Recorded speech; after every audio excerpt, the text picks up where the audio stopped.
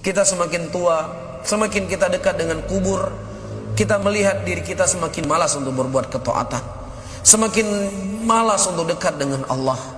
Dulu ketika kita awal kenal kajian, umurnya masih 20-an tahun, ya umurnya masih muda, Masya Allah semangatnya luar biasa.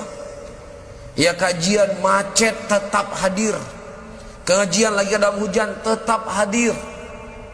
Ya solat malamnya, solat sunnatnya, baca Qur'annya, Masya Allah. Di awal mengenal sunnah, tapi semakin hari semakin ke depan, semakin ke depan, semakin ke depan, yang mana tidaklah terbitnya matahari hari ini dan tenggelam hari ini kecuali telah berkurang umur kita 1 hari.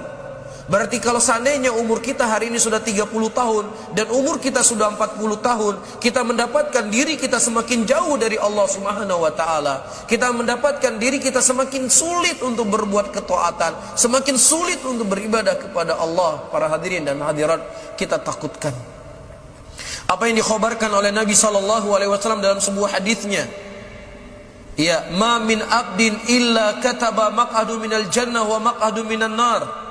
Tidak ada seorang hamba pun kecuali Allah telah mencatat tempat duduknya dari surga, tempat duduknya dari neraka. Kemudian para sahabat bertanya, ya Rasulullah, kalau seandainya seseorang telah dicatat tempat duduknya dari surga dan tempat duduknya dari neraka, buat apa lagi kami beramal ya Rasulullah? Kemudian Nabi SAW mengatakan, i'malu, beramalah kalian karena sesungguhnya kalian akan dimudahkan oleh Allah untuk kemana kalian ditakdirkan oleh Allah. Kalau seandainya kalian ditakdirkan oleh Allah sebagai penghuni surga, maka Allah akan mudahkan bagi kalian untuk mengamal amalan surga.